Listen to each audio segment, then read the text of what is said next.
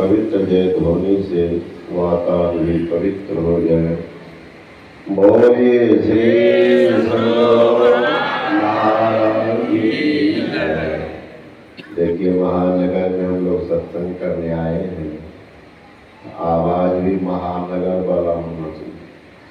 हम लोग सब वैदिक धर्म को मानते हैं, मंदिर जाते हैं, जब सत्यनारायण भगवान की पूजा करते हैं तो पूजा में हम लोग शंख बजाते हैं, शंख को फूकते हैं। जो शंख बोलता है कहते बड़ा पवित्र शंख है, महाशंख। एक शंख है फूकने पर भी नहीं बोलता, उसको क्या कहते हैं? हरा शंख। इसमें जो सब हरा शंख होंगे तो नहीं बोलिएगा, लेकिन पवित्र शंख को तो बोल करके अपने मुख और कर्म को पवित्र करना चाहिए। बोलिए श्री सत्यनारायण की जय। श्री सत्यनारायण की जय। अखंड मंडलाकारं व्याप्तं येन चराचरं तत्पदं दर्शितं येन तस्मै श्री गुरुवे नमः। सदा रहो संतोष में, धर्म आप दृढ़ आशाए गुरुदेव की और चित विचार आशाए गुरुदेव की और चित विचार।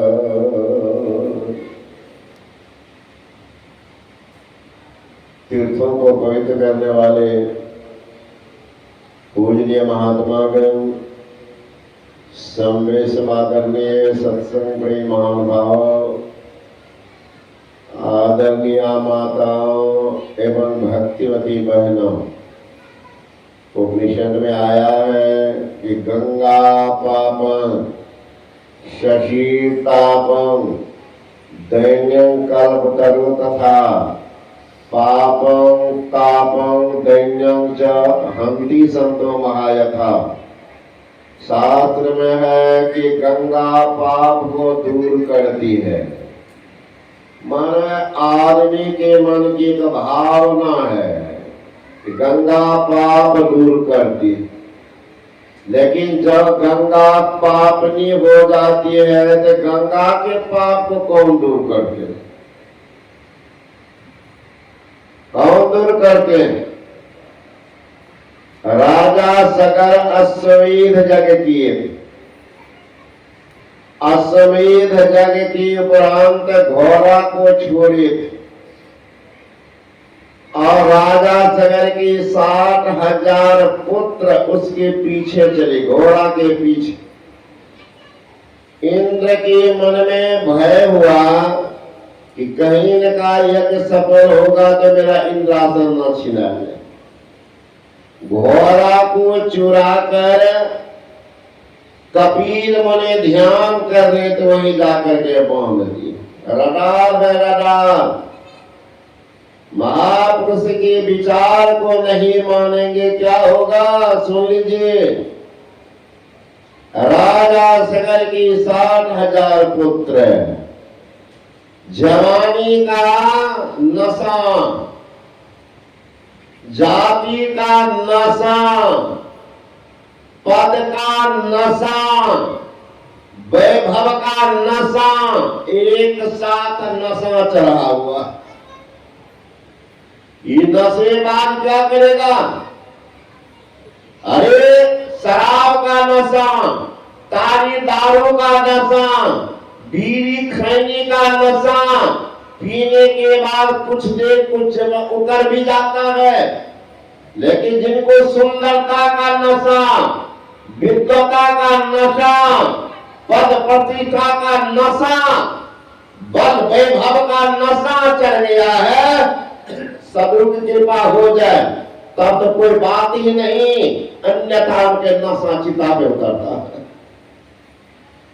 झुकेगा वो, खोजने लगा घोड़ा कहां, घोड़ा कहां, खोजते चला गया तो देखा एक महात्मा आंख बंद करके बैठे हैं, घोड़ा बगल में बंधा। ओ यही बाबा जी घोड़ा पकड़े। हम लोग को देख करके ये कायर डरपोक आंख बंद करके बैठ गए, जोर से हल्ला कर दिया। अब 7,000 आदमी अगर हल्ला करे तब वातावरण कितना कम पैमान हो जाता है, कंपित। कि जब हम लोग जयकार करते हैं बस सीमित है नहीं महाराज। पानी में ढेला फेंकना दीजिए, देखिए कैसे इसका तरंग उठता है। अब तरंग बीच में समाप्त हो किनारे जाकर के, उसी तरह से हम लोगों की आवाज होती है तो तरंगित होती है। आज मोबाइल देख रहे हैं, रेडियो देख रहे हैं, क्या है वेव, वेव मतलब क्या तरंग, तरंग एक दूसरे तक पहुंचा देता है।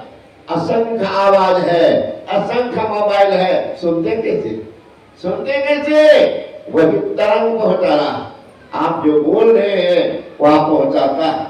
हम लोग जो जयकार करते हैं सुनने वाले निश्चित सुनते हैं, तरंग वहां तक जाता होगा, मेरा भक्त मेरा पुकार लगा रहा है। तो हल्ला जो किया, आंखें खुल गई, कबीर मुनि की आंखें खुली, कुपित भावना, कुपित भावना। महापुरुष अगर शुद्ध मन से, शुद्ध विचार से अगर देख ले, सुन ले तो आपके पाप ताप को भस्म कर देंगे। अगर आपके व्यवहार से, विचार से अगर वो कुपित हो गया तो आप ही का सत्यानाश कर देंगे। कर दिया। राजा सगर के 7,000 पुत्र को जो ही ने कपिल मुनि देखा, 7,000 पुत्र जल करके राख हो गए क्षण मात्र में। जानकारी मिल गई राजा सगर को, शिष्टाचारी थे, समझ गए इनका कर्म का फल इनके साथ लगा। लाख समझेंगे, मानिएगा बात को बिता के, जो नर भजन करते नहीं, भजन का बल नहीं है, सिर्फ प्रवचन दे रहा है, कुछ असर नहीं होगा। चक्का फकीर बना दे, लंबा का जगह बना दे, भले आपकी कामना होगी बाबा जी से कुछ होने वाला कुछ नहीं होगा। जो महात्मा भजन करते नहीं, जो नर भजन करते नहीं, दान में करते ढील, ताकि धन को खाएगा बेस्या बोले वकील। महापुरुष समझा रहे हैं, शुभ कर्म करो, न भजन करेंगे न दान करेंगे, पचेगा कैसे, पचेगा कैसे? भोजन करेंगे पानी पिएंगे ही नहीं, पचाएगा कौन, पचाएगा कौन? आप कहेंगे पानी जब पचाता ना भोजन करवे करेंगे, पानी किलो किलो देते रहेंगे, चले जाएंगे संसार से। इसलिए भजन कीजिए, धन का उपार्जन करते हैं, निश्चित दान कीजिए, पचाएगा, आपके धन को बरकरार रखेगा। और सिर्फ सराइएगा, निकले नहीं तो कहां जाएगा, रुकने वाला नहीं है। लोग भजन करते नहीं, दान में भी करते ढील, उस धन को खाएंगे बेश्या, वैद, वकील। ये जगह ये भजनिक महात्मा कपिल मुनि, भजन करने वाला, ध्यान में मस्त रहने वाला, जो ही देखा राजा सगर के 7,000 को चल गए। शिष्टाचारी थे राजा सगर, आके निवेदन करते हैं, गुरुदेव जो होने का था तो हो गया, महाराज मैं पिता हूं, पिता मेरा भी दायित्व बनता है, इनका अधोगति से छुटकारा कैसे मिलेगा? पिता हूं महाराज का, देखो ये बड़ा उदंड लड़का का, महाराज मुझे कुछ भी कहा नहीं, जो किया वो पाया, जो किया तो पाया, रिजल्ट मिल गया।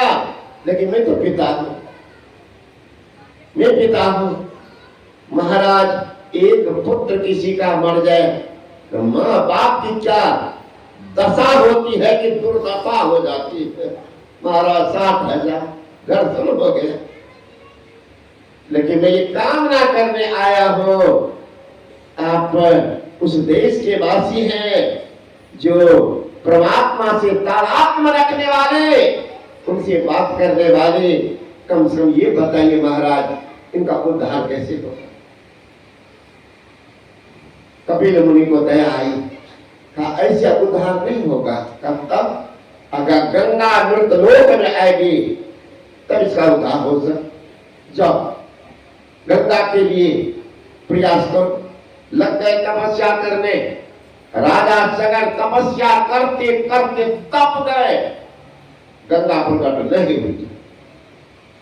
तब राजा सगर के पुत्र अंशुमान लगे तपस्या करने, तपस्या करते करते तप गए, गंगा प्रकट नहीं। तब उनके पुत्र असमंजस लगे तपस्या करने, तपस्या करते करते तप गए, गंगा प्रकट नहीं हुई। उन्हीं के वंशज में आते राजा दिलीप तपस्या करने लगे, वो भी तप गए, गंगा प्रकट नहीं हुई। तब उनके पुत्र राजा भागीरथ घोर तपस्या की गंगा प्रकट हो गई।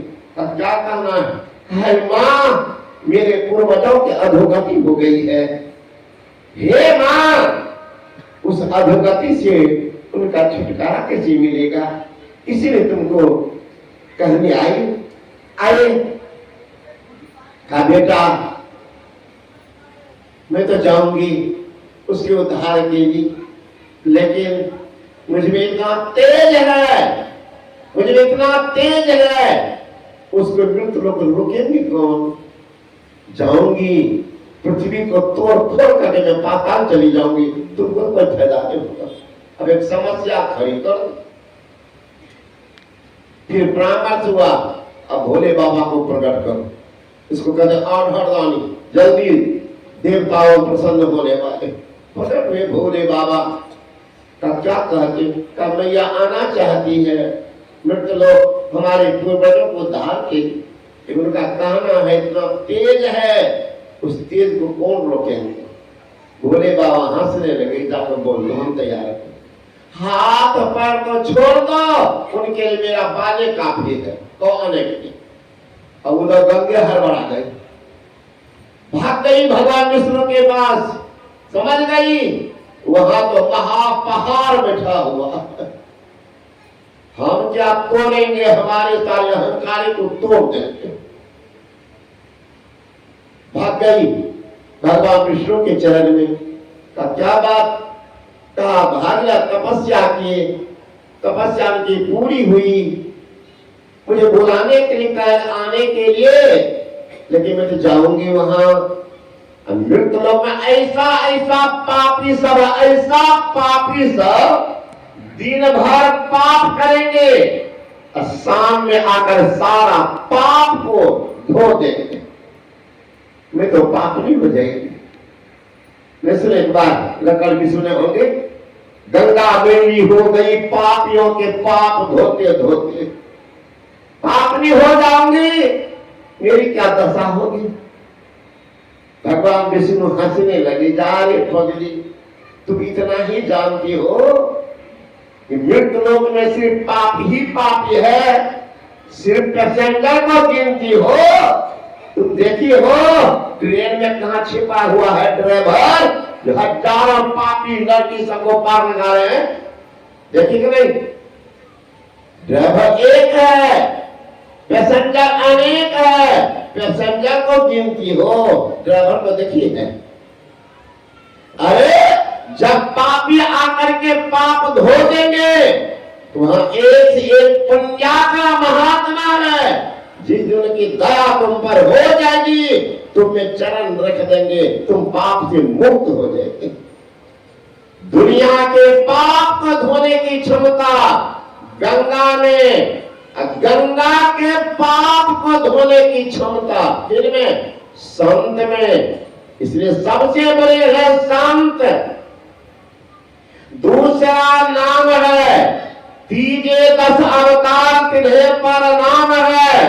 अब ब्रह्मा विष्णु महेश सकल संसार है। अरे हारे पलटू सबके ऊपर संत मुक्त सरदार है। उनकी न पूजा करो तो पूजा करने जाती है खास करके हमारे मायदा गाछ में, पीपल में, गोर में।